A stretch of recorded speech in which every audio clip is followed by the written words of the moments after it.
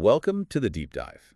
So today we're talking about that really unsettling feeling, uh, depersonalization or derealization, Yeah. that sense of disconnect. Yeah, that feeling unreal or detached from the world. Exactly. And that question that comes up so often, why me? It just seems to hang there, doesn't it? It really does. It's a heavy one. When you feel so fundamentally off, hmm it's natural to ask why you're the one going through it. So we've got this source material. We're calling it yme.pdf, and it tackles this very question, but maybe not in the way you'd expect. Right, it sort of shifts the focus. Yeah, our goal here isn't really to find one single reason, because the source makes it clear it's usually pretty complex, lots of factors involved. A whole mix of things. Instead, we're going to dive into why these feelings might stick around, why they persist. It's more about the ongoing stuff. It's such a common starting point, though, that initial why. People often find themselves looking back, trying to pinpoint that moment it all started. Searching for that trigger event. Exactly. Replaying things, looking for the cause. Okay, so let's get into that complexity the source talks about. It says it's rarely just, one single incident that leads to the chronic experience.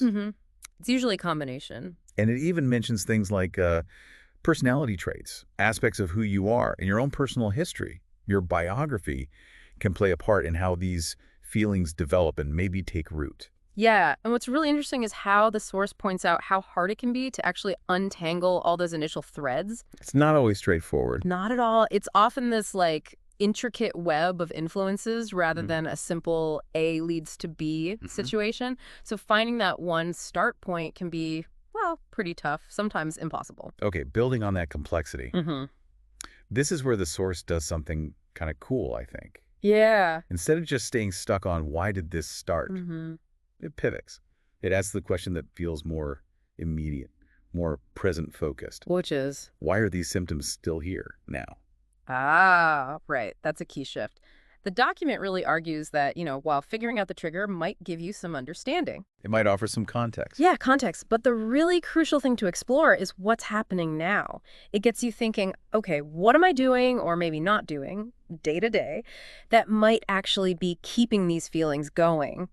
It pulls the focus away from the past. Right into the present moment. What's maintaining it? So what could those factors be? The things keeping it around? Well, the source says there's actually a whole range of possibilities. It's not a checklist. No, definitely not. But it strongly suggests that if you want things to potentially shift, you first need to identify these ongoing factors, the things happening now, and then, figure out how to address them. And that really puts the ball in your court, doesn't it? Yeah. It encourages self-reflection. What could be maintaining this for me? Because it's so individual. Exactly. The source doesn't list specific things because it varies so much, but it really highlights how important it is to look closely at your own patterns. Maybe it's subtle avoidance things like mentally checking out when things get stressful. Or maybe certain thought patterns. Yeah, ways of thinking that just keep reinforcing that feeling of detachment or unreality. It could be lots of things, big or small.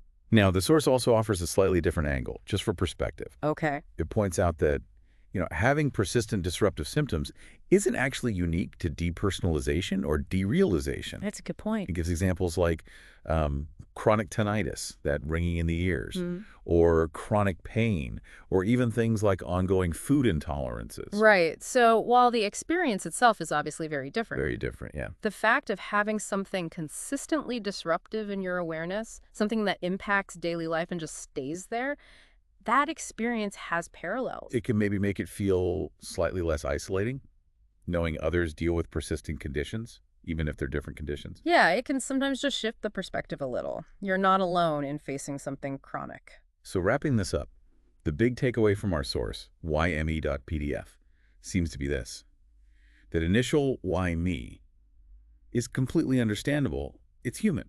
But the path forward, the more potentially productive path, might involve shifting to ask, okay, what's keeping these feelings here now? Understanding those maintaining factors, the things that might be maybe unintentionally feeding the symptoms day in, day out, that's presented as the really crucial first step towards any potential change. It moves you from just analyzing the past, Which can sometimes feel like going in circles. but to actively engaging with the present. What's happening right now? What can I potentially influence? And focusing on that present moment, on what might be maintaining things, it gives you a sense of agency, A feeling that maybe you can influence this, which can be really empowering. Definitely. So maybe here's a final thought to leave you with, drawing from the source's emphasis on looking at current factors. Okay. Think about this. What seemingly small, maybe even automatic patterns or reactions in your own daily life, could they, perhaps inadvertently, be playing a role in keeping these feelings of alienation or unreality going? Hmm. Those little habits or responses we don't even notice sometimes. Yeah. Exactly. Something subtle that might be contributing. It's certainly something worth reflecting on. Thanks for taking this deep dive with us.